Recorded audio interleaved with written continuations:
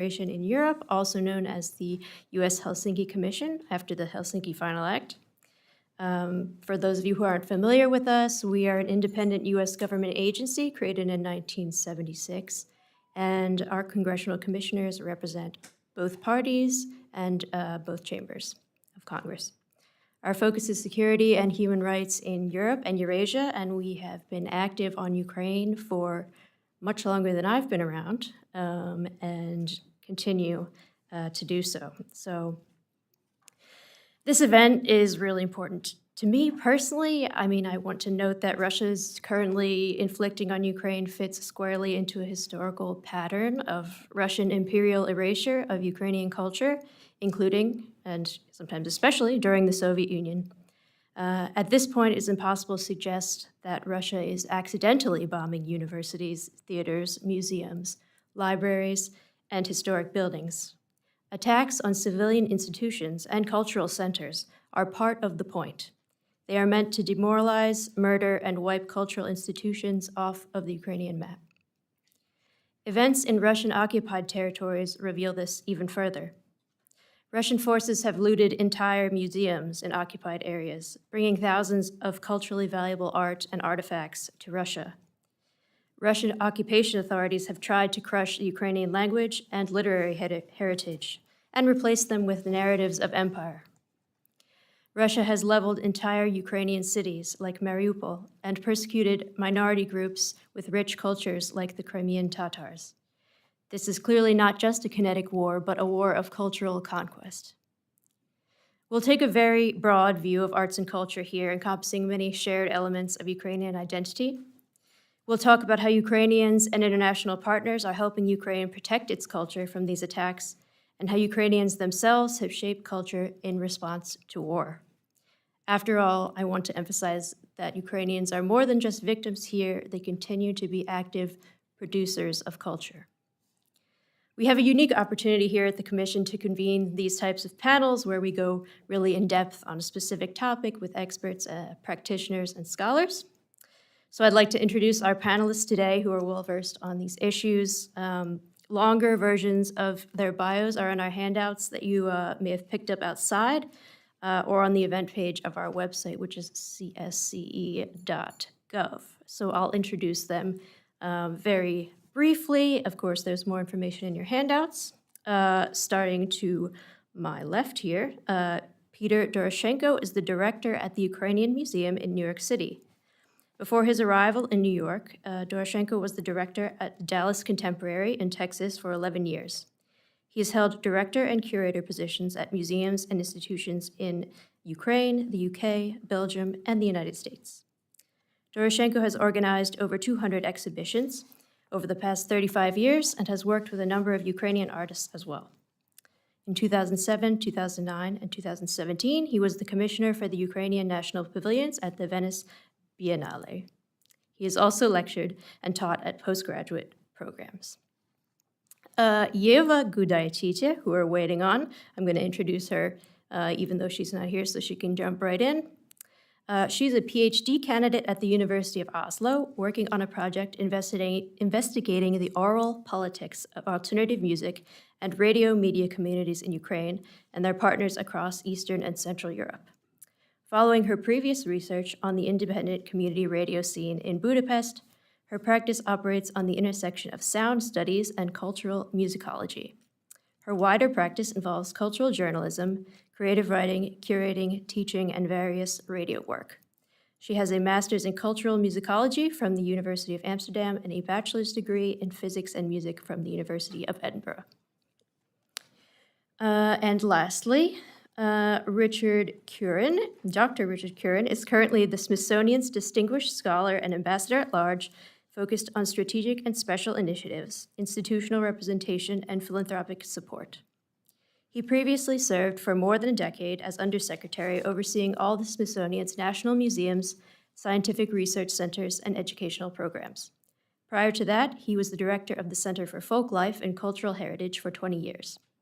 He worked with UNESCO to develop the 2003 Convention on Safeguarding Living Cultural Heritage that has been ratified by 180 countries. He founded the Smithsonian Cultural Rescue Initiative after Haiti's 2010 earthquake and has worked to save cultural heritage endangered by natural disasters and human conflicts. An anthropologist with a PhD from the University of Chicago, Kieran has taught at the Johns Hopkins SAIS and authored 6 books.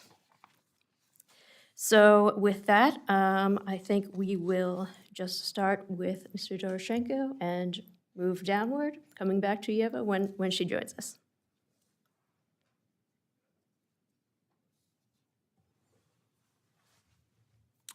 Thank you. Thank you, Rachel Baum and the Helsinki Commission for organizing this briefing and keeping the focus on Ukraine and Russia's crimes in Ukraine. It is an honor to speak among my distinguished fellow panelists on the topic that is not only central to my work as the director of the Ukrainian Museum in New York City, but also a personal, deep commitment as a Ukrainian American. Today, I will address 3 key aspects of Russia's destruction of Ukrainian culture and simultaneous efforts to preserve it and revive it. First, I'd like to share what we at the Ukrainian Museum have learned from our partners and colleagues in Ukraine about the impact of the full-scale war on the country's cultural sector. Next, after that, I will highlight the initiatives the Ukrainian Museum has spearheaded to tackle the rising challenges of this work. And then finally, I would like to provide recommendations on how we can collectively work to protect and support Ukrainian culture right now. In the first weeks of the full-scale invasion of Ukraine on the 24th of February, 2022, the Ukrainian Museum began fielding desperate calls for help from our longstanding partners in Ukraine. The Ukrainian Museum was founded in 1977 by the Ukrainian National Women's League of America, and envisioned to be a safe harbor for Ukrainian art and culture that was under persistent prosecution and threats of destruction even back then. Over 48 years in its existence, the Ukrainian Museum has become both a contributor and a beneficiary of Ukraine's rich cultural sector, which has steadily advanced and developed in the years of Ukraine's independence. If you've been to Ukraine in the last 5 years, then you've seen this firsthand. The number of museums, galleries, memorials, heritage sites, cultural centers, theaters, archives, and libraries is not just in the capital, Kyiv, but all over Ukraine. The progress was exciting. Art residencies in various cultural institutions across Ukraine welcomed artists from around the world. Our critics turned their attention to Ukraine's emerging talents and cultural products. Archives teamed with young researchers from many universities uncovering Ukraine's unique cultural heritage. In fact, Ukraine was just elements inscribed on UNESCO's first and intangible cultural heritage practices. All 5 elements were recognized due to their organized advocacy of the Ukrainian cultural sector in 2013, the year of Euromaidan, or the Revolution of Dignity. Furthermore, Ukraine is home to 8 UNESCO World Heritage Sites. All 8 heritage sites are within easy access to Russian rockets and missiles, including ancient and Byzantium locations in Crimea, which has been illegally occupied by Russia since 2014, when the Russian war against Ukraine started. UNESCO reported this year that 341 cultural sites, including 26 religious structures, 150 buildings of historical and artistic importance, 31 museums across Ukraine have been damaged, resulting in an estimate total cost of destruction to Ukrainian cultural property of $3.5 billion. Particular attention should be given to Russia's destruction, plundering, looting of Ukrainian museums, which constitutes a war crime and has been brought up in the news and with various individuals around the world over and over again. It has been documented that Ukraine's museums and cultural workers, such as museum staff, have been the targets of systematic destruction by Russian occupying forces. For example, the Kherson Art Museum, reports that hundreds of pieces of fine art were stolen while the city was under Russian occupation for 8 months in 2022, before the liberation by Ukrainian soldiers. Civilians in Kherson spoke of quote-unquote truckloads of art being taken out of the city by Russian forces. Nothing was left in the museum, not even office supplies. Kherson was occupied for 3 years by the Nazis in World War II. Yet residents, the museum director, cultural workers, and historians declared that the looting by the Russians in 2022 was quote-unquote much worse than the Nazis' infamous looting of art in the last century. Ukrainian culture, unfortunately, does not only suffer from Russian looting. Russian missiles create havoc across Ukraine on a daily basis since February 2022, and inflict physical damage of varying but oftentimes critical degrees to buildings of historical cultural significance, requiring years, millions of dollars worth of restoration. In 2022, the National Literary Memorial Museum of Ukraine, seminal philosopher Skovoroda in Kharkiv region, was completely destroyed by a targeted missile attack. In 2023, the Odessa Art Museum in historic Odessa city center was partially damaged and destroyed during a large-scale Russian aerial attack on the city center. Russia's full-scale invasion of Ukraine has put Ukraine's art and culture at risk, and in many cases, irreparable losses.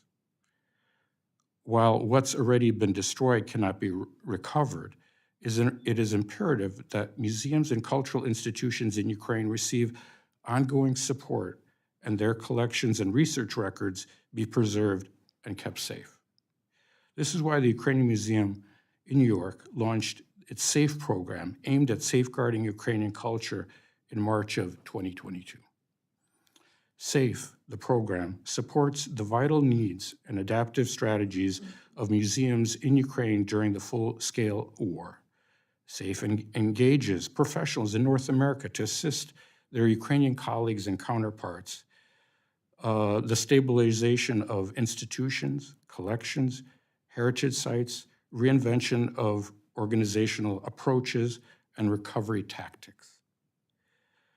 At the onslaught of Russia's full-scale invasion, the Ukrainian Museum created secure databases for museums in Ukraine to record object information and catalog cultural research that is vital to preserve and protect that Ukrainian heritage.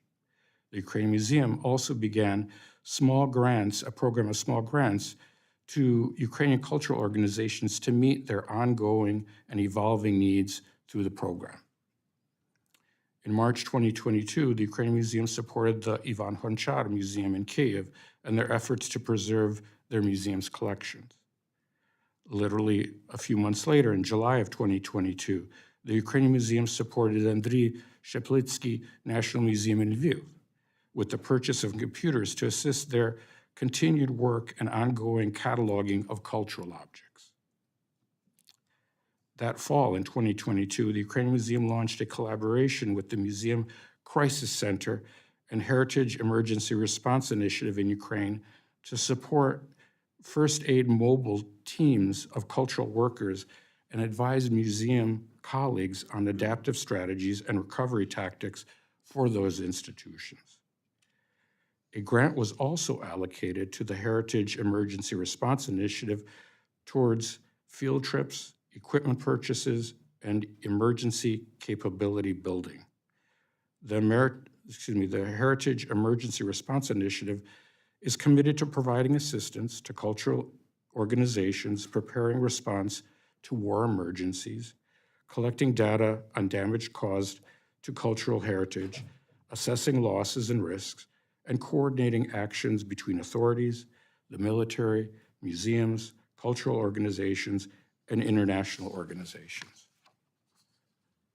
For many of Ukraine's international partners, the Ukrainian Heritage Response Initiative are their eyes and ears on the ground when it comes to protect of what is Ukrainian heritage. And the Ukrainian Museum is proud to support those efforts. In August 22, the Ukrainian Museum collaborated with the Chernihiv Historical Museum to organize an exhibition at the Ukrainian Museum in New York, educating the public about those Russian attacks on that particular museum earlier in that year, showcasing the museum's rich collection and safeguarding those efforts. In September 22, the Ukrainian Museum was proud to host the First Lady Olena Zelenska of Ukraine at the museum as she launched the global fundraising drive for restoring 1,500 Ukrainian museums and cultural heritage sites destroyed or damaged by the full-scale Russian invasion. The First Lady applauded the SAFE program and presented photographs of several destroyed cultural institutions to the museum, which were then part of the quote-unquote Postcards from Ukraine exhibition, which is still on today.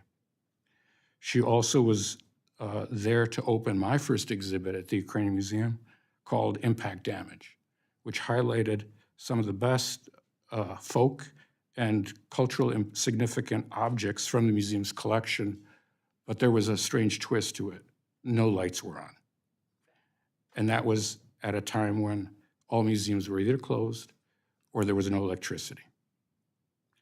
In December 22, the Ukrainian Museum connected the Museum Crisis Center in Ukraine with the 9/11 Memorial Museum in New York City to facilitate information exchange among museum workers and the production of a lecture which focused in on professional museum practices, reaching over 125 museum professionals in Ukraine. Continuing and expanding on the Ukrainian Museum's commitment to preserve cultural heritage in Ukraine, our initiative with SAFE has evolved into a new baseline. The new pressing need for cultural treatment of Russian and Soviet colonialism and the urgency to implement policies for Ukraine across cultural institutions in the international arena. In February 2023, to mark the one-year full-scale Russian invasion of Ukraine, the Ukrainian Museum hosted a sold-out roundtable discussion on the efforts to correct 150 years of Russian and Soviet colonialism on Ukrainian culture. The first in the museum's ongoing decolonization cultural series. The SAFE program continues supporting Ukrainian cultural institutions through grants, facilitating dialogue, information exchange, collaboration, exhibitions, and offering timely and relevant programming to new audiences. The Ukrainian Museum envisions expanding SAFE to program to include smaller organizations and to give a leg up to artist-run projects in Ukraine in which initiatives to preserve mosaics, public art across Ukraine, and develop and preserve artist estates of famous Ukrainian folk artists and their extremely important modern legacies. Ladies and gentlemen, the challenges before us are colossal. We can and should be doing more, not only as cultural workers and institutional members, but as an American society as a whole. We should be actively involved in this decolonization process. World-renowned artists such as Kazimir Malevich, Alexandra Exter, Ilya Repin are still labeled as Russian in so many U.S. and American art institutions, such as the Metropolitan Museum of Art in New York, the Museum of Modern Art in New York City, and here in Washington, D.C., the Hirshhorn Museum.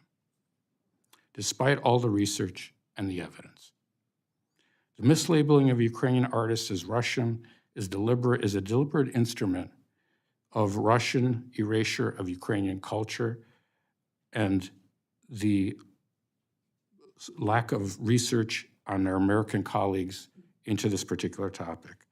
Thus, the destruction of Ukrainian culture is not happening only in Ukraine, but in museums and galleries across the world, and even in our own backyard, so to speak.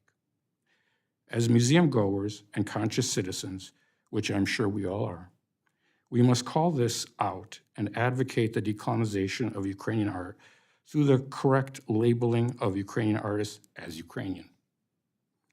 Ukrainian researchers, art historians, cultural experts must be more actively involved in those conversations about global art, history, and culture. Contributions of Ukrainian artists to modernism, the avant-garde, futurism, and even cubism can no longer be ignored. It's 2024, 2 years after the beginning of the full-scale invasion of Ukraine and 10 years after the beginning of the Russian war against Ukraine.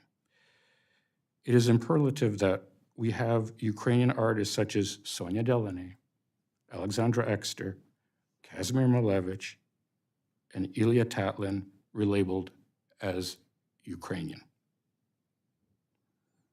In addition to reprinting labels and editing catalogs, we should also be planning for the future. Ukrainian museums have done the work of preserving their collections and keeping them safe as possible, evacuating them from immediate danger and storing them in the best conditions possible under the situations that are at hand.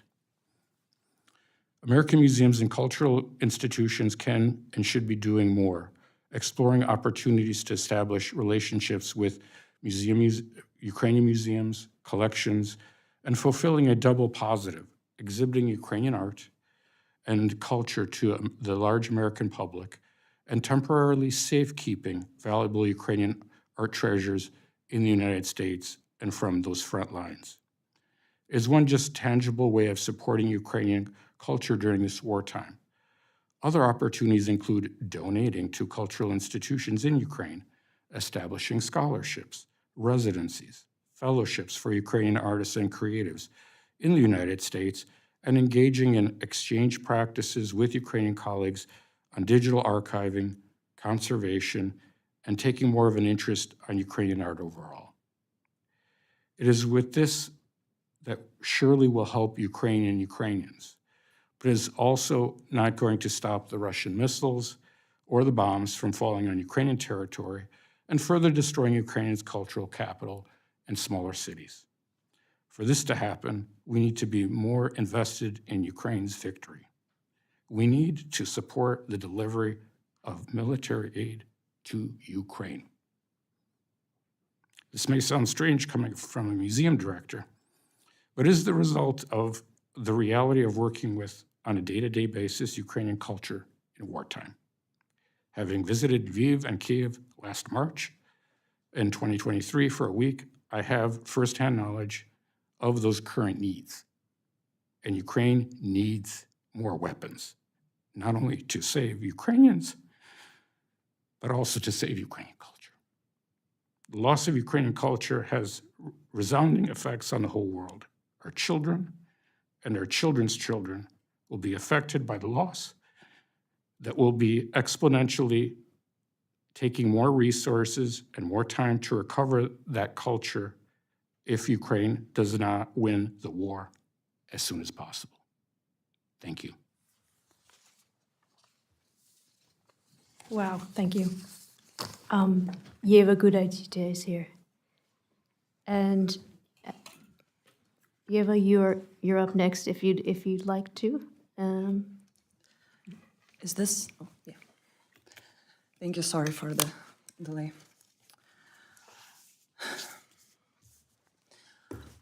I want to begin by expressing a sense of unease with which I'm coming into this room. We're meeting here to examine, to learn and understand better what it means to create culture under an existential threat. But I'm not threatened personally.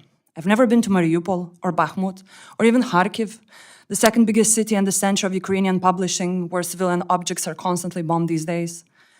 What I'm representing today is a position of allyship that firstly acknowledges the privilege of having the mental space to work with and for a Ukrainian cultural producer, in my case, alternative music and media initiatives. Hence, my main point today is to caution against romanticizing resistance and instead advocating that we should all take seriously how much we all benefit from the knowledge and culture produced in Ukraine, in our classrooms, policymaking meetings, and concert halls. To recognize and thus offer sustainable support for those creating it under constant shelling, power outages amongst burned printing houses, in times of real uncertainty for the imminent and long-term future. So when I say sustainability, what I mean is access and the right to memory, the right to have your testimony be classified as knowledge in the long term, not just an illustration of a moment in broader geopolitics. Last week, as I was going through the special archives at the Harvard Ukrainian Research Institute, I came across a satirical Cold War magazine of the Ukrainian diaspora in the US called List Mikita, after Ivan Franko's stories, and could not help but notice the striking similarity between the discourse, issues, and even language used to talk about the preservation of Ukrainian culture and identity then and now. I think this is a good starting point for us today, understanding that the existence of Ukrainian culture has been threatened for centuries. You know, whether we start counting from the 13th, 14th century Mongol invasion of Kiev's Rus, and following ones, and since had to prove its place in history over and over again. And it has managed to survive Stalin's famines, various invasions, persecutions, and oppressions. Many of the things we are observing today, both horrible and admirable, are not new. Thus, we shouldn't be surprised by the diversity, resilience, or simply the quality of the Ukrainian cultural work done since Russia's full-scale invasion, as if there was anything but maintaining humanity and fighting for the right for sovereignty and identity possible for Ukrainians right now. And we should ask ourselves, if we're paying attention to Ukraine now, how can we make sure that this doesn't go to waste and we're not back in this room again in 50 years discussing the same attempts of preservation? Don't get me wrong, the resilience of human imagination, the ability to tell stories and make Reftalokas amongst the ruins of your past life is something that needs to be recognized and respected.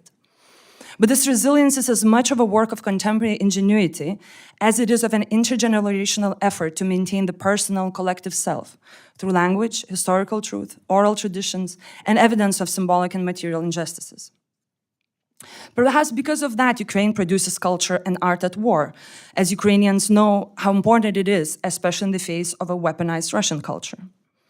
My fellow panelists have much more expertise in visual and institutional art production, so I will add what I can from the perspective of the Ukrainian alternative music scene, a kind of ad hoc infrastructure that is often overlooked in mainstream policymaking everywhere, not only when we talk about Ukraine, but one that tells us a lot about the civilian and the civic society and its imaginations. What I would like to highlight is the importance of small cultural actors. Recent projects that started after the war began with the Crimean annexation in 2014, first and foremost aimed to respond to the cultural needs of the local communities. That is, to showcase lesser-known names or more niche sounds, challenge mainstream cultural production mechanisms, and focus on strengthening creative discourse bottom-up. Born out of a community of artists and enthusiasts, this scene has been diversifying the European and global electronic music scene and made Kyiv one of the capitals of such alternative culture, alongside Berlin, to some extent perhaps New York as well. From the many names that are still operating and have started since the beginning of the full-scale invasion, I want to mention a few that have been offering virtual and physical spaces for people to come together and make sense of the new Ukrainian reality by creating, sharing, and listening to music together.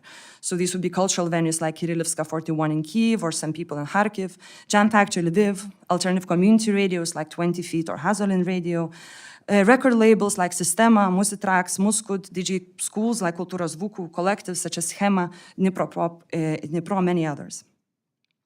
They offer a range of cultural production that includes, but is not limited to, organizing and hosting live music events and festivals, producing video, audio, and other types of contents like releasing albums, supporting new artists and facilitating them with tools and platforms to create, doing cultural journalism and various research, including archival and ethnographic.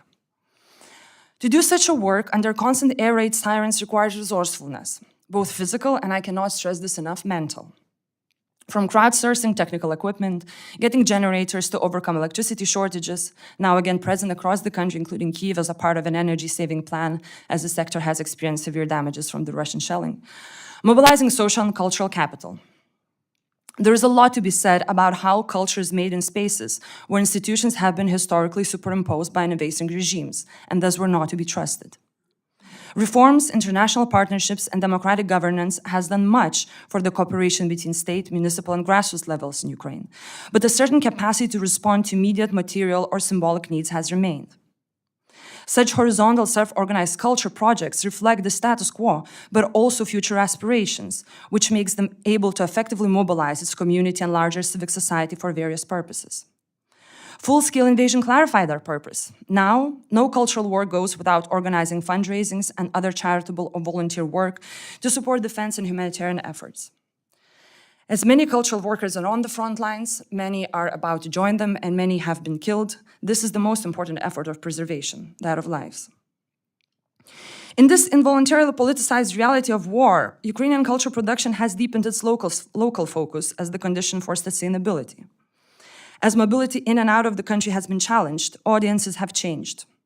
On the one side, the significance of cultural diplomacy has become more imminent, so cultural export has become one of the priorities. On the other, many in the Ukrainian alternative music scene felt abandoned by their international colleagues due to their public silence after the full-scale invasion. Local voices have become more confident nevertheless, perhaps even if out of necessity, to tell stories of collective history and first-hand experiences from being on the ground. But the sense of isolation from the outside world is painfully present. Now is the time for documentation of war through all artistic measures, whether it is film, visual, literary, or sound art. Projects that recontextualize daily air raid siren soundscapes or audio documentaries emerged, weaved from stories of forced displacement, life at the front lines, or choice to stay in occupied territories and resist being erased from ever living there. They bring war closer to a listener or a reader in London or Washington. Such storytelling allows reclaiming agency and control over what is being told and how it is being told, thus the right to describe the complexity of human experience in times of terror, which includes fear, anger, but also desire, longing, and constant grief.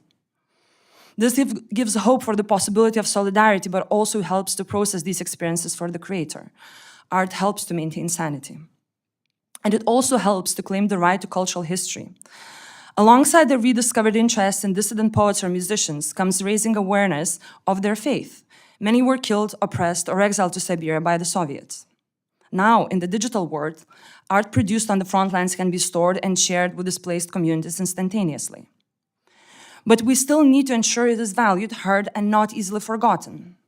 Full-scale invasion has exposed the fragility of memory and the paradox of historical significance once again, a realization that Ukrainian culture needs to be rediscovered over and over, not only internationally, but also locally. This is about the destruction of cultural identity and memory as much as civic consciousness and political sovereignty. And this is why local, small, niche, grassroots initiatives are so important in making sure that art keeps being made before it becomes heritage. That culture exists before it arrives at an institution, that there are things to preserve in the first place, to make sure that there are things to preserve in the first place. For that, we need spaces where ideas can circulate and people can continue to exchange both frustrations, but also inspirations and resistance against uncertainty, violence, and helplessness. That people are not left alone with their voices, their knowledge, and their experiences as they echo across the world. The scene I want to highlight today is younger, perhaps more precarious, less well-resourced, made of people who are literally building institutions they want to see in the future. Yet today, many are also aware that these institutions are temporary and they may not hold. As mobilization intensifies, cultural sphere is working hard to preserve the current moment, which is unique, but the future is uncertain and memory is easily lost. So when we turn to art and culture to tell an accessible story, we should also ask, what is cultural work? What is the smallest unit worth of preservation? Who gets to make those choices? Do Ukrainians have adequate representation, and do we support local experts as much as we do those speaking for them? After documentation comes analysis and discourse, comes the new cultural identity.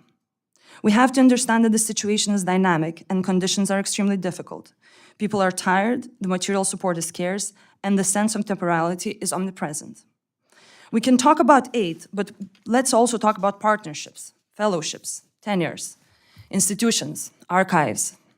Let's move from solidarity to political kinship, where knowledge is heard and culture is seen as knowledge. Let's do anything to make people feel less alone. And finally, let me repeat literary scholar Maria Shuvalova's recent words at the roundtable in Colombia during the recent SN conference, which was aimed to address what should academics do in times of war. And we need to address the elephant in the room, which, well, we have already addressed. What Ukrainian cultural production needs now is air defense and military aid to win this war. Then artists, teachers, scientists, librarians, and activists can go back to their work and tell their own stories. Thank you. Thank you. And last but not least, we'll have a presentation from Dr. Kieran from Smithsonian. Thank you again. It's an honor to be here, an honor to be with colleagues in discussion of the situation in Ukraine and its culture. This war is in no small part, in a very large part, about Ukrainian history, identity, culture, language. Indeed, it's about the freedom to be Ukrainian. And it's about restrictions on that in an effort to deny Ukrainian state identity. The Smithsonian has done a lot of work with many colleagues, both around the United States, in Europe, around the world, and of course, especially in Ukraine. I have a very detailed statement that I've given to the Commission, but I'd rather talk through a number of key points. And we have some handouts for people in the room that can reference some of the material I'll talk about.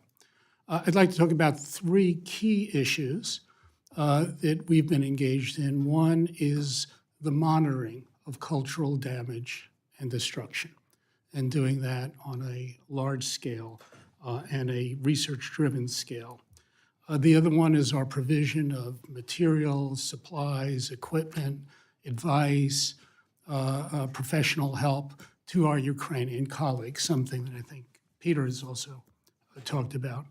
And then lastly, we've done a good bit of work in the public sphere, informing the public, participating in symposia, seminars, podcasts, working with media, doing concerts, doing exhibitions, both at the Smithsonian and helping with others, to get the word out about what indeed is happening in Ukraine. So let me go to monitoring first. And again, I have a summary on the table. We have, I don't know, looks like about 30 copies or 40 copies. So there's for people in the room. So what we started doing the Smithsonian with our partners at the Cultural Heritage Monitoring Lab, University of Pennsylvania, Maryland, has really developed over time a very complex effort to understand what is indeed going on. Now, before the war started, we had a colleague who published a paper, it was actually January 2022, 1 month before the Russian invasion.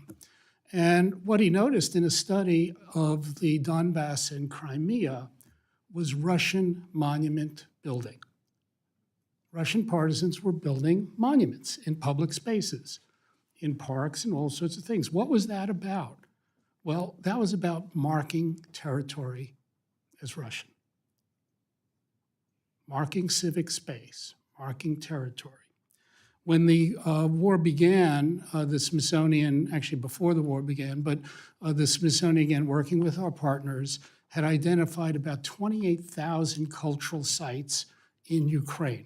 Museums, libraries, churches, burial grounds, memorials, monuments, archives, archaeological sites, theaters, and so on, 28,000. Now, as our colleagues in Ukraine remarked, that was only a fraction of all the cultural sites, if you consider all libraries, all cultural sites where things happen, performance venues, and so on. It's a lot more. But these are 28,000 key sites. And then we started using satellites to both monitor those sites and monitor what we call kinetic events, bombs, shelling, fires. That is, from space, using a number of satellites, we could see where there were fires, where there were explosions.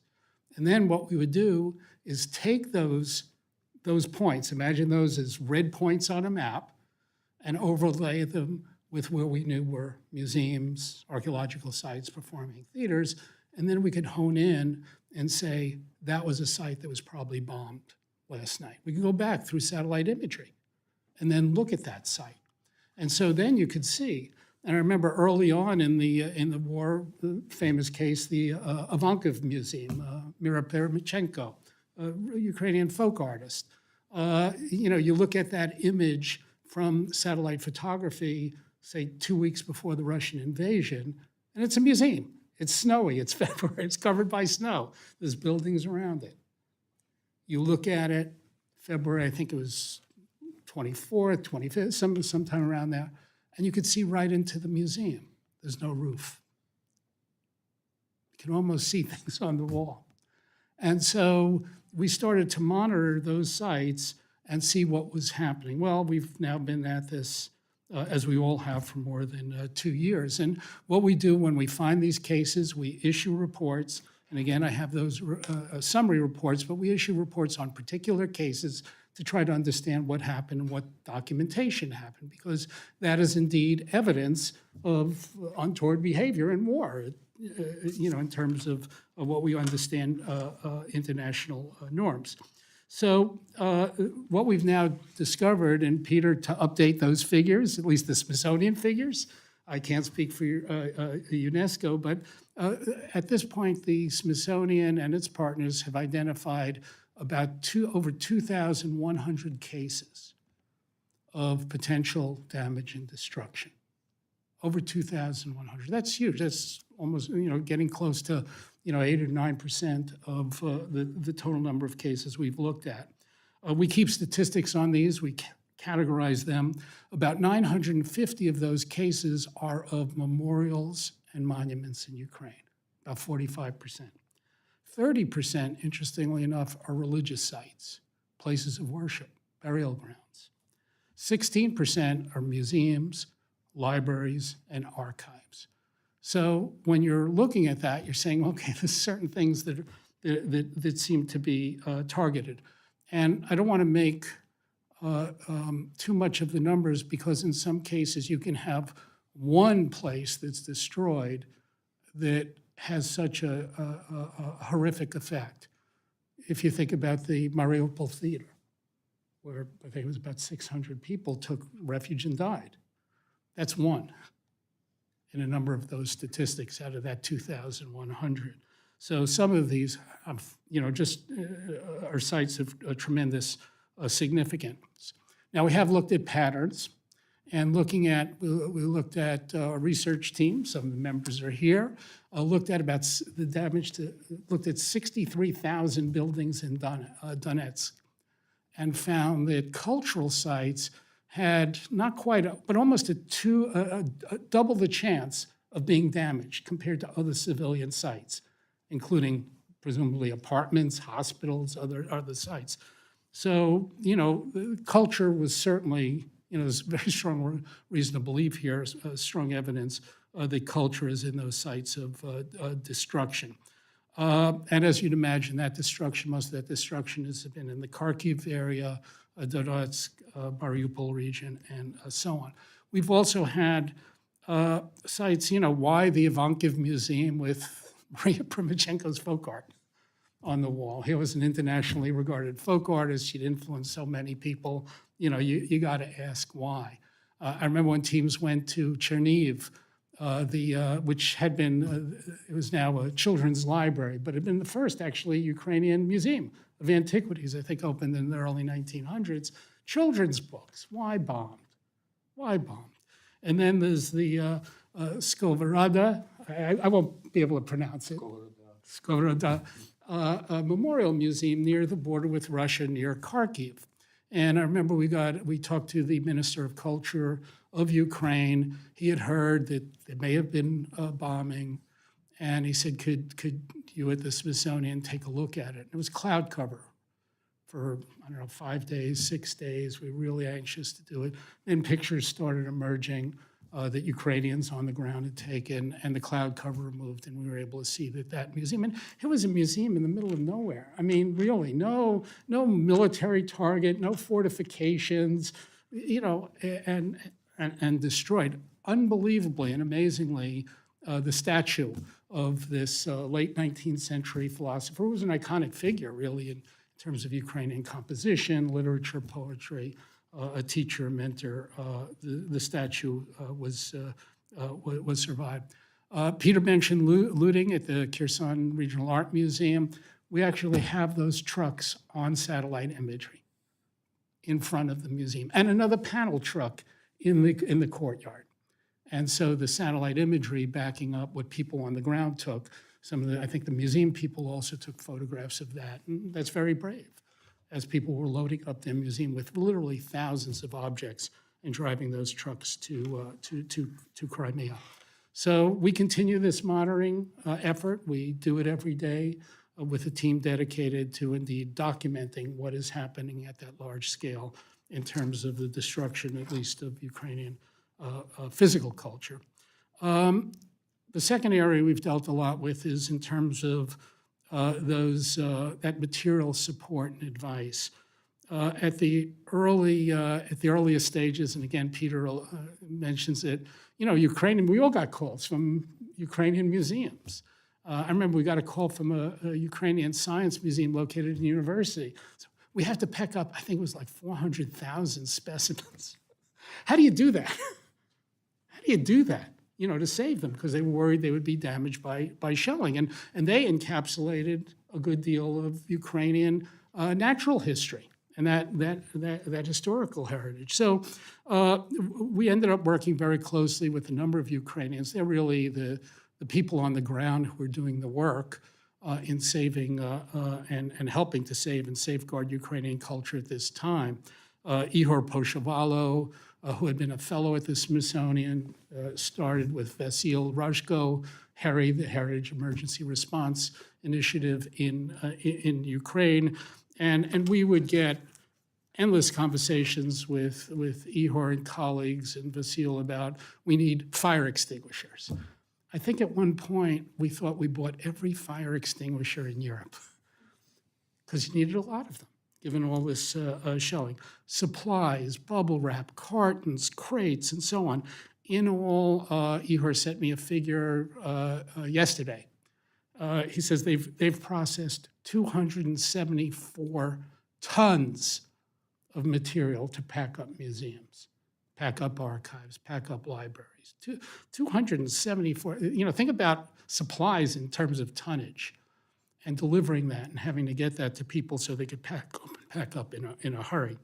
The other, HERI, the Heritage Emergency Response Initiative, spun off another project now called HEMO, the Heritage Monitoring work, and Vasil and his team have done that. There's a team of, largely art historians, museum people, culture people, who take great risks.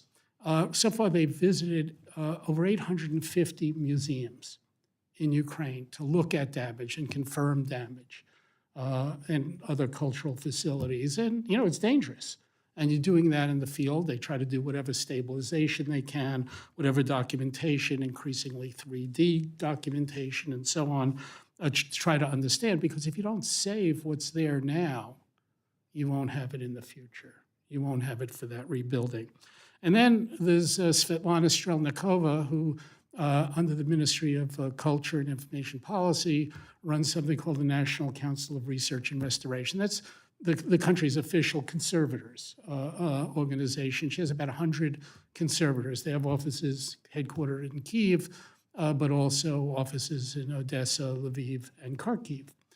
And they actually are charged with taking care of Ukraine's national collections in the government museums.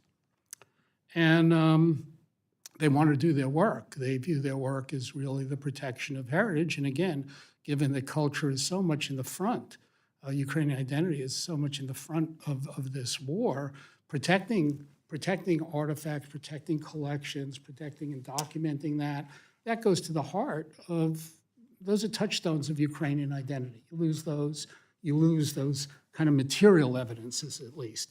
And so her folks, in terms of material culture, had to take care of stuff, but as people evacuated museums very quickly.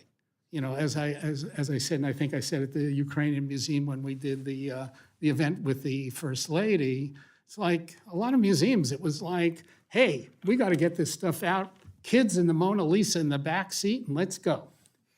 And so a lot of collections were very hastily packed and then put in places that you don't usually find museum collections. in basements, underground, villages, and so on. Svetlana and her crew needed to find a way to take care of them, but their vehicles had needed to be used for civil defense purposes. So how to get her curators to do those conservation house calls all over the country to take care of those collections, because again, you could take your treasured art, put it in a basement somewhere, and after a few months you have mold and pests and other things, and you start losing it in other ways. We try to find vehicles. I worked with the State Department to try to call every consulate and embassy in Europe. I figured there must be a Volkswagen van on some consulate parking lot in Portugal that they can give us, so we can send teams of 8 or 10 curators with equipment and supplies to museums and collections to help them out. And there was none. And then the State Department got me in touch with a company called Uber. And so it's like, you know, the movie Ghostbusters, I guess, or so, you know, who are you going to call? Call Uber. So Svetlana every day and her team calls Uber. And they come with 8, 10, 12-person vans.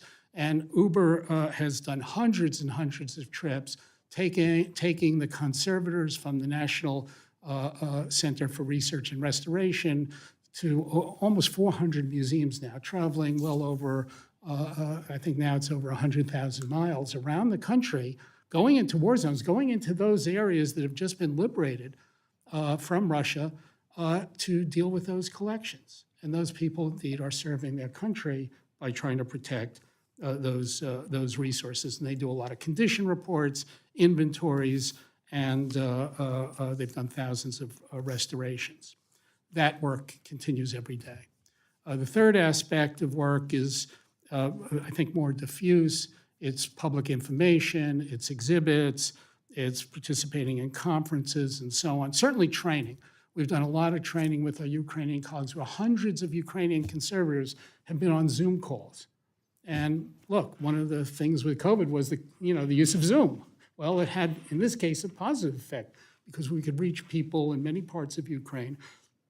And so you can have conservators from the Smithsonian, from the international organization that does this work, ICRAM, from other organizations, to advise and answer questions. How do you preserve collections in a museum when there's no heat or climate control?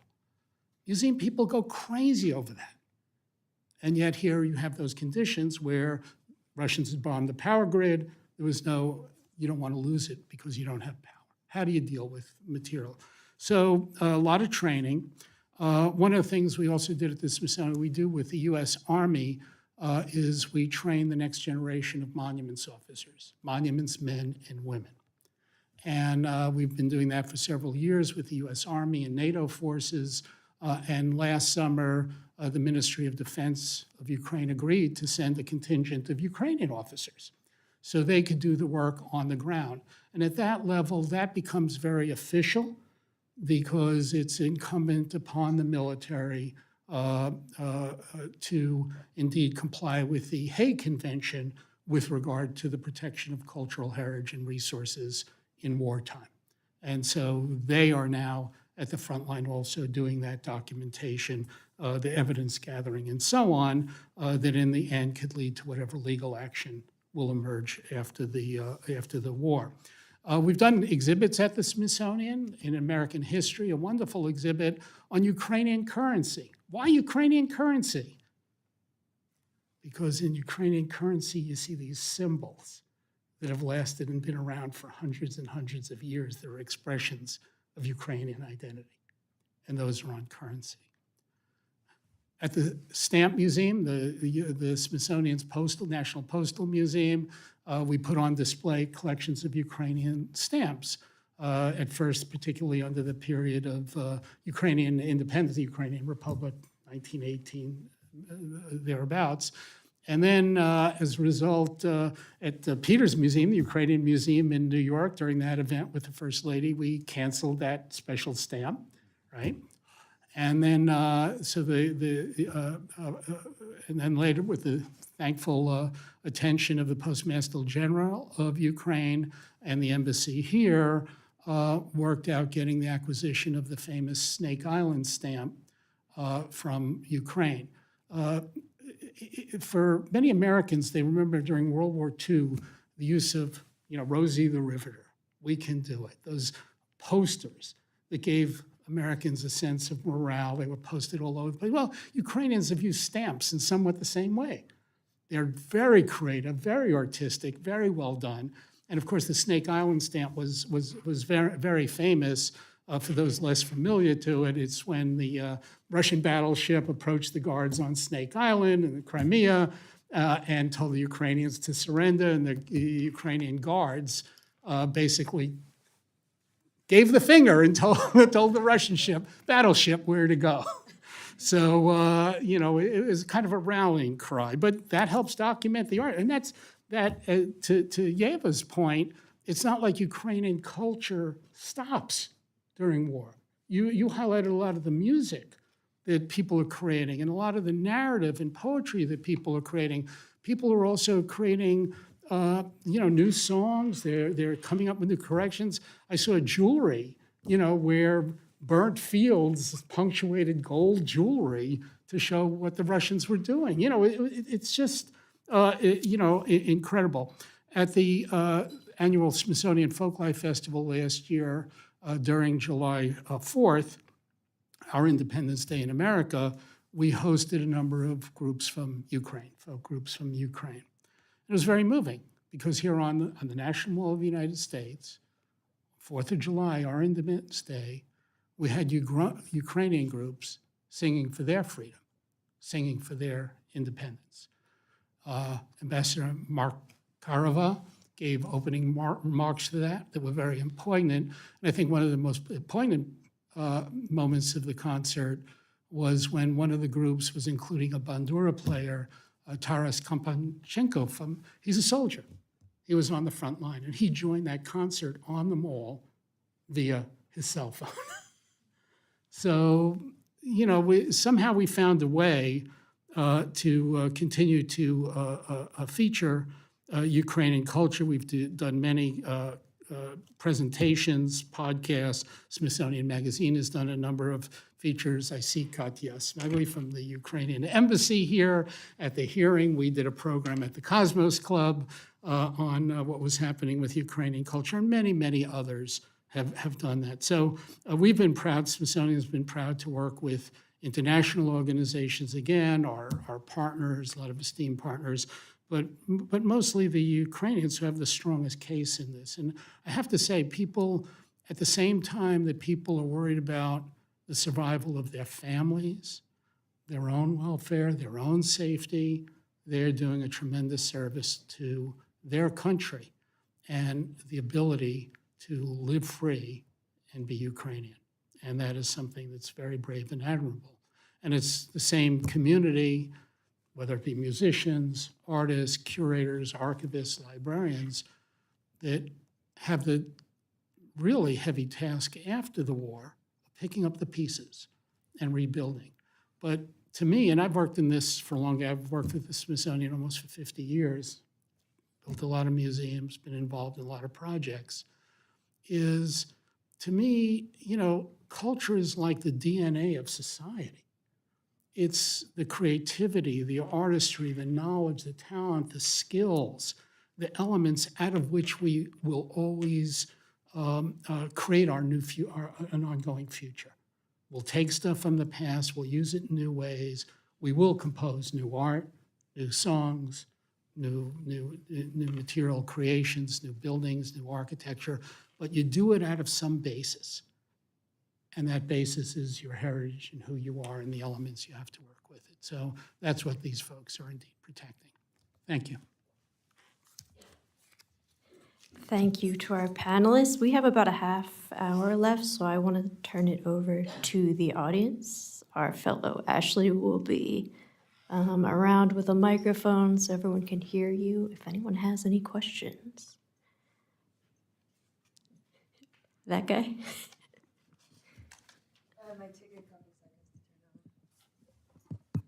Sounds like it works. All right, well, thanks very much. Excellent, excellent panel. My name is Paul Massaro. I'm the staff director of the Helsinki Commission. And I have a question for Mr. Doroshenko and anyone else who would like to jump in, I guess. I really appreciate the emphasis on the decolonization elements and sort of the need to particularly recognize these individuals, these artworks, and so on and so forth as Ukrainian, which have often been viewed or mislabeled, most often purposefully, as Russian abroad, and indeed sometimes even like within the region. And I guess my question is this. There have been these cycles of genocide, and there's an ongoing genocide of Russia against Ukraine, and this is, in my view, derived from this claim of Russia on Ukrainian identity itself. And I wonder, can there exist a Russian identity that does not claim Ukrainian identity? And what could that look like?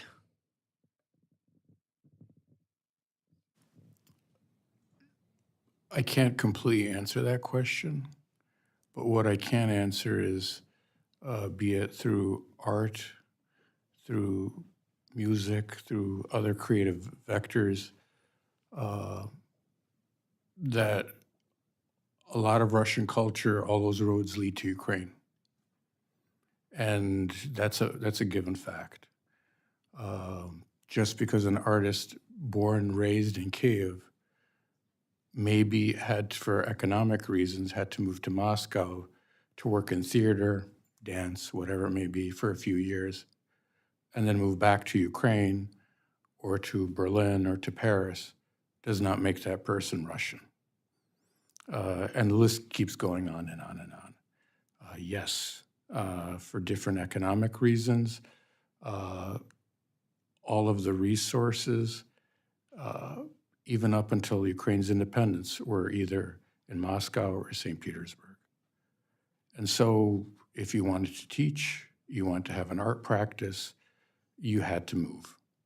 And this has been ongoing, like I said, up until mid-1990s. And Russia has used that as a tool to make it its own, make those people, those creatives, cultural creatives, their own.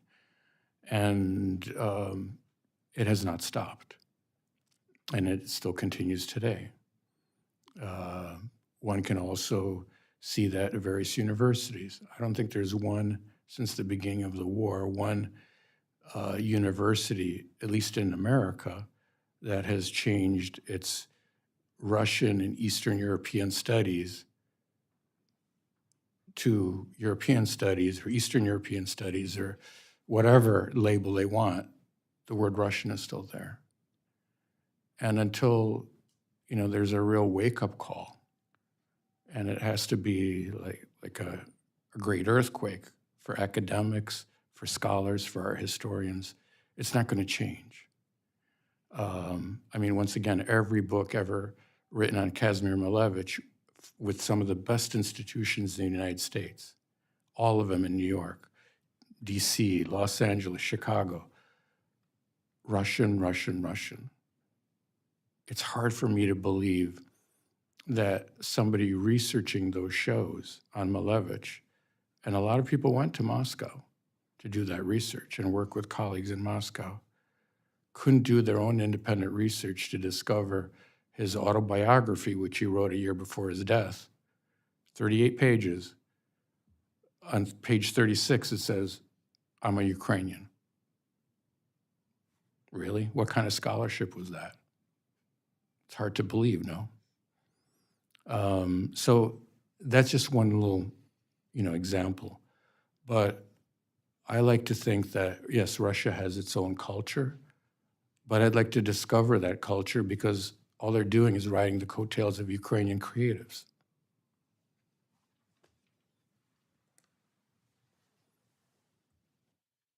Anyone else? Can I add to that just very quickly? Oh, yeah. Is that this question, I think, is whether there is a Russian cultural or civic imagination without imperial ambition. And I don't know if we're seeing that, and that is up to them to discuss, right? But I think this is the point. Until the empire is broken, right? Until the imperial ambition, until the project is not based on sort of territorial expansion, settler colonialism, etc., then I don't think that, you know, what are we talking about then?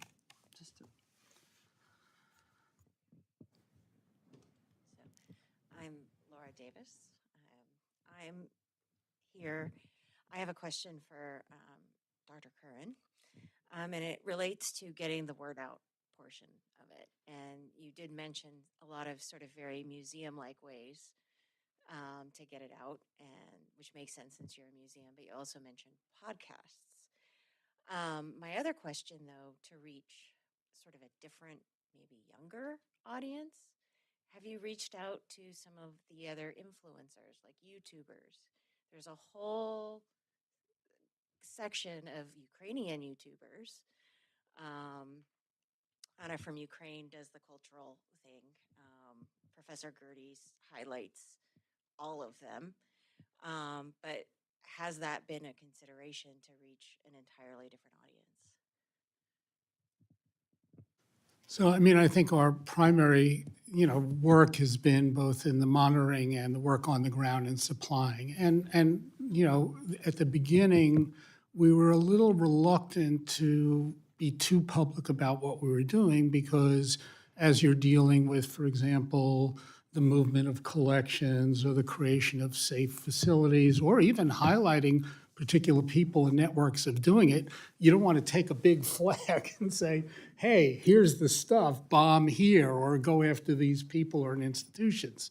And so I think we were relatively circumspect about, public outreach and then doing things in ways that, again, as you're right, the Smithsonian does. You publish something in Smithsonian Magazine, you do an exhibit in the museum of, one of our museums and so on. We have done a lot of, we've done work with some of the media. I have to admit, probably more mainstream. CBS 60 Minutes did a nice piece on some of Ihor's work. The PBS NewsHour has done a few programs and interviewed people. Are we that sophisticated about, getting to influencers and getting the word out overall? Not so much. So if you know people and want to put them in touch, I'll leave you my card afterwards. And, maybe someone wants to do an interview with one of our people or do a particular story about it. We have done podcasts, though, and participated in various conferences.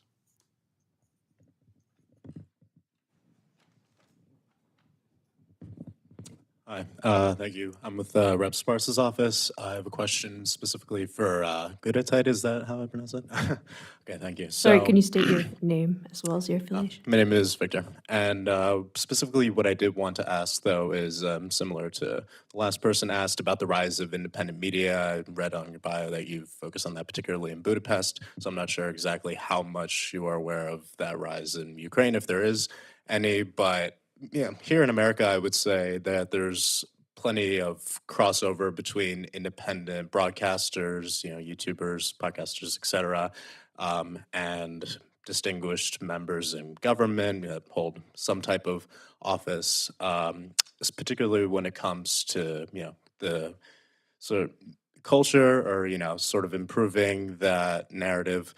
Do you think that is possible in Ukraine? Do you think it's possible to have that level of interaction that you see here in the US as, a further way of spreading the word and having a very meaningful conversation, particularly when it's coming from, independent media sources rather than legacy media?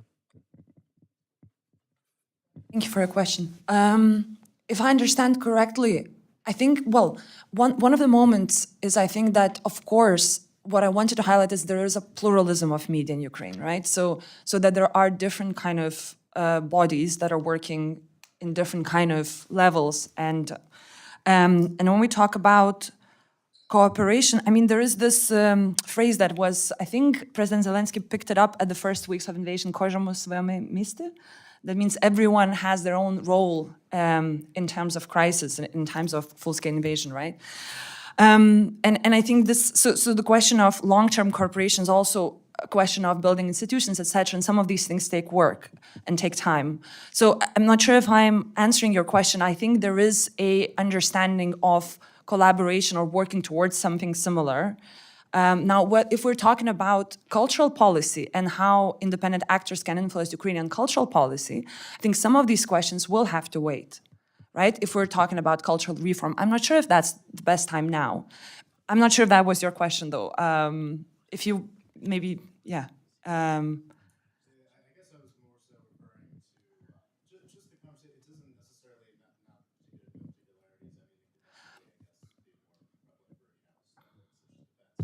Right.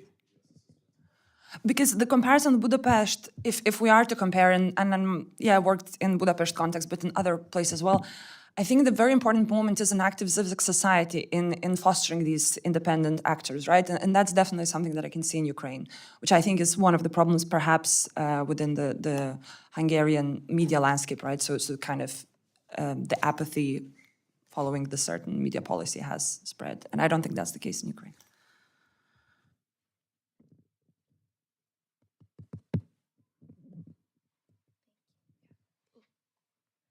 Hi, my name is Carissa Moore. I'm from Congresswoman Jennifer Wexton's office. My question was for Mr. Doroshenko. I recently am a college graduate of Savannah State University. You spoke about how a lot of people with Ukraine, they're being misrepresented as Russian. How do we change from an academia perspective to make sure that those who are educating us are made aware of those type of misleds by the Russians or being misdirected because what they don't know. I know a lot of people, may go through undergrad, graduate school, PhD, like you said, they didn't know until his autobiography, page 36, he's Ukrainian, after you had so many people claim him to be a Russian. Thank you for the question. That's a Mount Everest to climb, to be quite honest with you.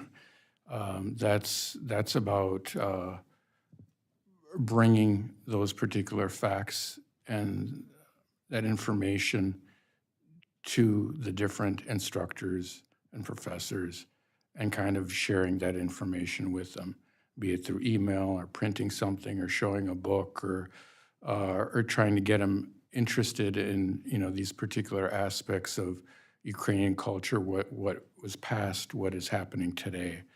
Otherwise, that needle is not going to shift because in academia, there are certain, it's a comfortable situation. You don't have to, you have your routine, you have your systems, you have your teaching in place. Why rock the boat?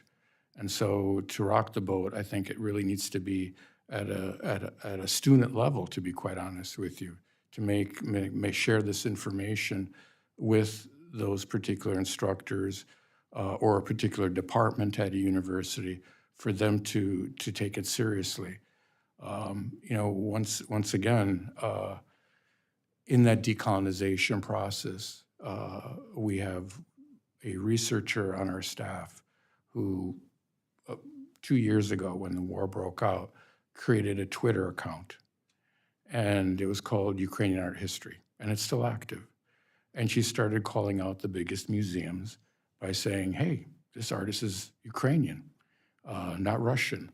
Or, hey, this musician is Ukrainian, not Russian, on and on and on. And people then started following her, and through social media, which is now such a powerful tool. Guess what? Museums started changing labels, websites, things. It wasn't, I wouldn't say gigantic shifts, but there was change, which I would have never expected. The same goes with Cooper Union, a university literally almost across the street from the museum in New York. Very famous, very well-respected art and architecture university.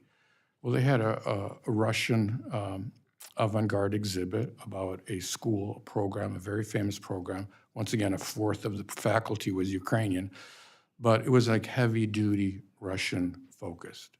And this opened after the war. Nobody thought this through. Nobody, basically nobody took the time or cared. And then, of course, the Ukrainian community in New York, in the Northeast, just went crazy on internet, writing, calling, blah, blah, blah. Well, that show never opened. And not that it wouldn't have been an important show to have, but the context was wrong. And so what I'm trying to say is, sending the message either through social media or just a one-on-one conversation has influence, and it can change things, but it takes a lot of people to be involved in that process.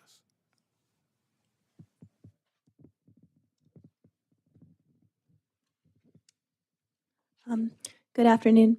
Thank you so much for your presentation. My name is Elizabeth Peterson, and I'm a summer intern at the Religious Freedom Institute. I had a question for all three of the panelists. So, you mentioned briefly the effect of religion in this war and the impact it's had on religion. I know in Russia, the Russian Orthodox Church is very, very institutionalized, and it's a big part of their culture, and it's actually, to some degree, a driving force in this war. I know in Ukraine has a history of the Ukrainian Catholic Church. Now there's also a Ukrainian Orthodox Church. And I was just wondering how that ties into this conflict. If you could speak to that a little bit. And specifically, there seem to be some instances of Russia actually targeting some religious sites. So if you could just speak to that a little bit, please. I'd appreciate that. Thank you.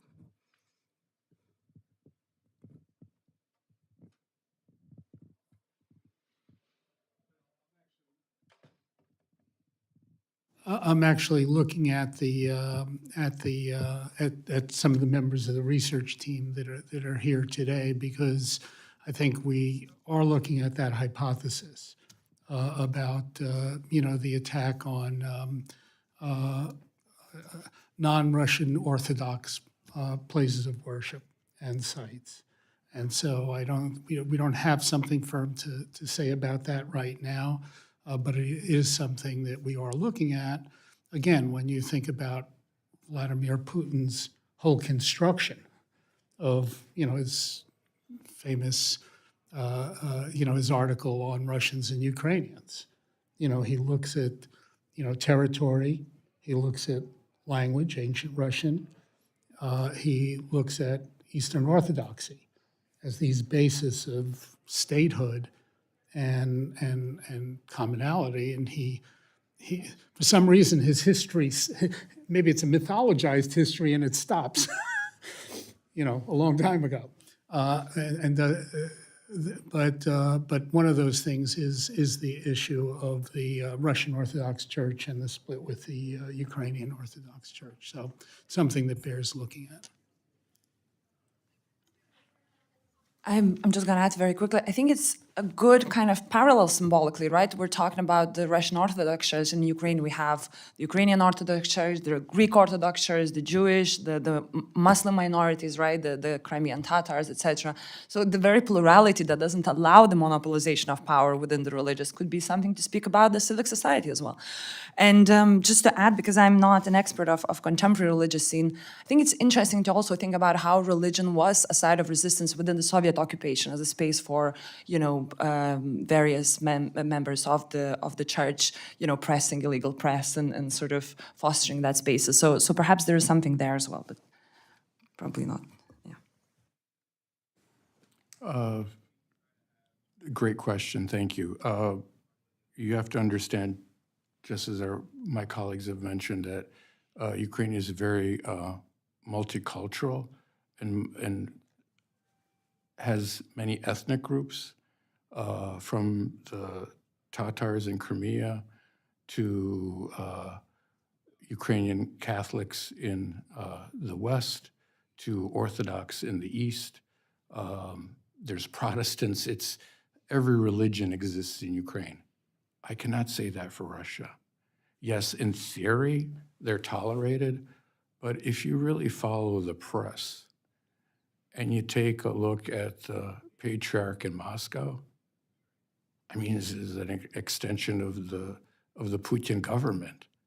There's nothing Christian about it. I mean, if they were true Christians, you wouldn't have your priests blessing rocket launchers. I mean, it doesn't make any sense. I've never seen that in the Bible somewhere. And so I think that, the calamity, I mean, if it wasn't humorous, it'd be pathetic. needs to be kind of examined, as your question pointed out.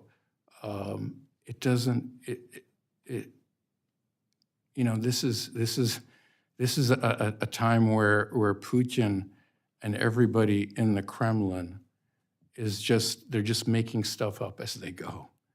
And unfortunately, religion is part of that process. In Ukraine, religion is important. But for Russians, it's just an extension of the propaganda or the brainwashing or the whole political structure. And that's sad. That's really sad. That's all I can say. I'd like to ask a question. I give myself permission to speak. This would be for Yeva. I know that we didn't really get too much into language and literature here. Not necessarily, I mean, we could do a whole briefing on that, obviously. But just from your research experience, do you have any observations about the state of language in Ukraine, or the Ukrainian language, versus use of the Russian language? How has that changed? How have people maybe come to embrace Ukrainian language more since the start of this war? Or do you have any observations on that? I'd be interested. Well, I mean, Ukrainianism, again, coming back to this multiculturalism, right? It is a linguistic plural society as well. And of course, there has been a shift towards Ukrainian language. And this is a part of the colonialization process, I think, for a lot of people. And sort of also, access to historical memory, rediscovering Ukrainian literary texts, I think is very important.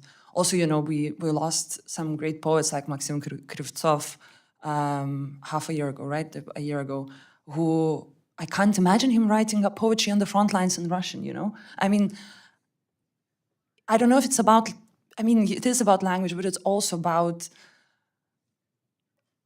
it is about identity, right? So, but I mean, of course, the language pluralism exists. And, you know, especially as a lot of internally displaced and externally displaced people come from Eastern Ukraine, regions that they're Russian-speaking Ukrainians, who still, you know, and people are learning Ukrainian even under these conditions. Some people are twice displaced, you know, like the sort of since the 2014 war started, and then occupation has extended. So it's complicated, and you know, language also embeds a lot of personal trauma, and I think it depends on who people are speaking to. So I think often you would start, at least from my experience, sometimes the conversation would start with Ukrainian, but then you move to Russian language if a person is a Russian speaker, because it might bring them ease in communicating themselves, but that doesn't necessarily mean that that's a choice in their sort of, you know, it's complicated. But I guess the general answer from my experience is that, of course, I think it's a bigger pride of feeling proud and sort of fighting the long, you know, the long history of positionality of being colonized creates a strange relationship with your own language and your own culture. And I think that is probably the main change that affects that. I don't know if perhaps something should be added here.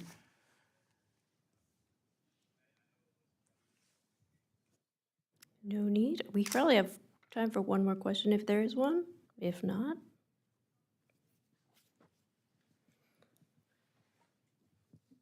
thank you for being here. My name is Bridget. I am a fellow with the Helsinki Commission this summer, and I think actually this question might be a good way to end it. I know that all of you have worked on individual projects with different organizations inside of Ukraine and outside, and I'm wondering how you envision those projects continuing after the war and continuing those relationships that you founded now. Thank you.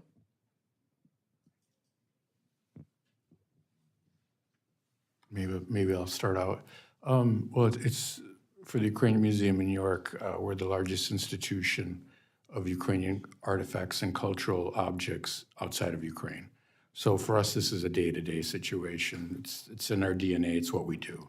Obviously, the partnerships since the founding of the museum in the 1970s has always been there, and it will always continue. Our ambitious programs, exhibitions, workshops, learning events, that will always be in place. But I think with the war, as was discussed, it's about helping Ukrainians and organizations in Ukraine not so much pick up the pieces, but give them that boost because they're doing a great job already under the circumstances.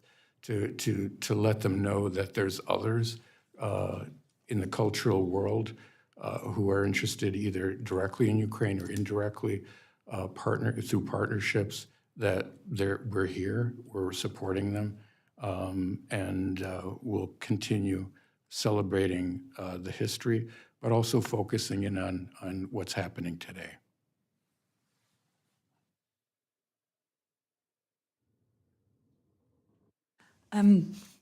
Well, I think one of the important moments that will happen after the victory is going to be the reconciliation between different groups of society. So one will be people coming back from the front lines with the civilian society. The other one will be diasporic community, because art sphere, as at least the kind of communities that I work, are also dispersed across these different places. And, you know, storytelling always is a part of human nature. So this where the culture may be helpful, perhaps, in the coming to terms with trauma. But I'm also thinking it's not going to be easy. And I think I am hopeful, and I'm very certain that grassroots culture, alternative culture, music will continue to be created. I think it's also it's going to be difficult for art world in many ways.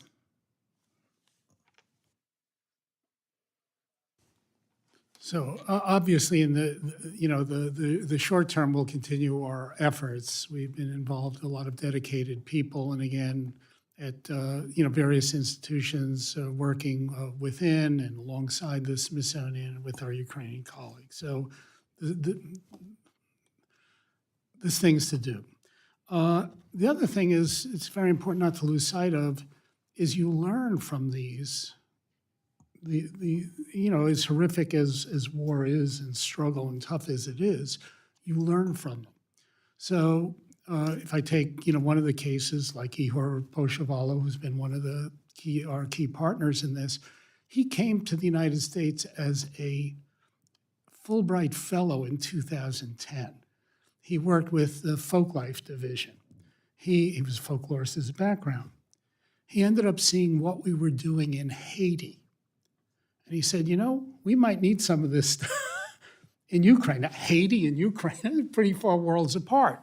But he saw those efforts to save culture, work with our Haitian colleagues after that horrific earthquake, talking about 200,000 people dying, cultural infrastructure totally in ruins. Ihor became a trainee in our program and then a trainor. And now he and Vasil and other colleagues have gone so much further that they're teaching us. Because when you're in war, you'll learn a lot and you learn fast. You learn what works, you learn what you have to do. So we as an institution, we as a cadre of a collective of institutions who are involved in kind of cultural response, cultural recovery work, we're learning a lot from our Ukrainian colleagues, and that's put into practice. And that may emerge somewhere else in Sudan or work in some other country that's going on. So it's the learning, it's the professional relationship. This is not just us helping Ukraine. This is Ukrainians helping teach us and learn with us and work with us as collaborators for practice that can help others. I think over term, and Peter's going to be involved forever. That's your institution. Eva, this is your world. For us, I think, it's always, where does culture reside on the list? If you think about the rebuilding of Ukraine, right, it's going to be, the engineers are all going to get together and say, power grids. Well, who's opposed to power grids? You need it. Schools, housing, hospital, roads. Well, the scope of disaster and destruction in Ukraine is so major that is going to take a lot of work. And I think our work, again, Smithsonian allied with all sorts of other organizations, is going to be put culture somewhere on the list. Put culture on. For one, It's what people fought for and died. The other is that culture provides a basis for the creative economy.